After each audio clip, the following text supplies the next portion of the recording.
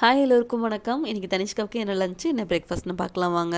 பாப்பாவோட பிரேக்ஃபாஸ்ட்டுக்கு white oval வச்சு அதில் மில்க்கு, நாட்டு சக்கரை, தேங்காய் மட்டும் ஆட் பண்ணி கொடுக்க போகிறேன். லஞ்சுக்கு சிறுகீரை பருப்பு கடையல், பீக்கங்காய் கூட்டு இதுதான் நான் பிளான் பண்ணியிருக்கேன். என்ன நடக்குதுன்னு பார்க்கலாம். சிறுகீரை நான் சின்ன சின்னதாக கட் பண்ணிவிட்டு அதிலே 100 துவரம் பருப்பு, ஒரு தக்காளி, கொஞ்சோடு தண்ணி விட்டு 4 விசில் விட்டு எடுத்துக்கலாம். சைட் பை ரைஸும் வெந்துருச்சு, அதை வடித்து விட்டுறலாம். கிச்சனுக்குள்ளே வந்தோடனே ஃபஸ்ட்டு வேலை ரைஸ் தான் வைக்கிறது. ஏன்னா அது சீக்கிரம் சைட் பை அதுவே வெந்துடும். அடுத்த வேலை பார்த்துட்டே இருக்கும்போது நான் இன்றைக்கி பிரேக்ஃபாஸ்ட்டுக்கு ஒயிட் ஓவல் எடுத்திருக்கேன். நீங்கள் சிகப்பவல் கூட எடுத்துக்கலாம்.